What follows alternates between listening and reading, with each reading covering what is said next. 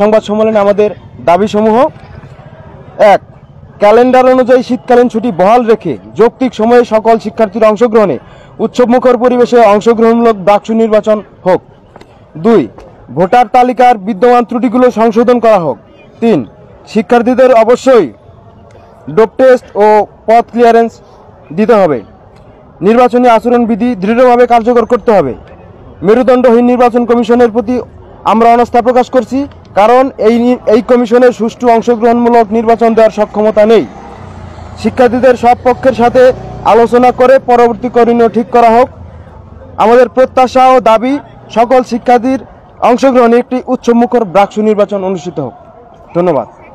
যেটি দিয়েছে, ভোটার তালিকায় 300-এরও অধিক ত্রুটি রয়েছে, কিন্তু আমরা দেখেছি নামমাত্র 3 থেকে 4টি বিষয় সংশোধন করে আলাদা একটা প্রেস বিজ্ঞপ্তির মাধ্যমে প্রকাশ করেছে।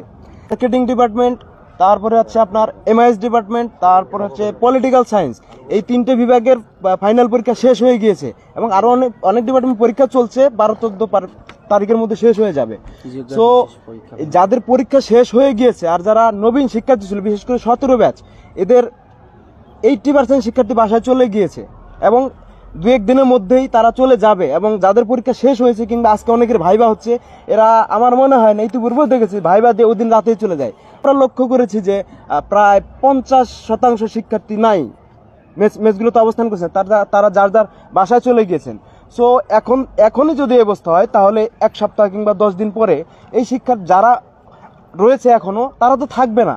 সো এই যে ভোটারবিহীন একটা নির্বাচন, একটা ফাঁকা মাঠে নির্বাচনের আয়োজন, এটা আসলে কোনোভাবেই কাম্য নয়। আমরা সবসময় চেয়েছি উৎসবমুখর পরিবেশে অংশগ্রহণমূলক একটা নির্বাচন হোক, কোনো বিতর্কিত নির্বাচন যাতে না হয়।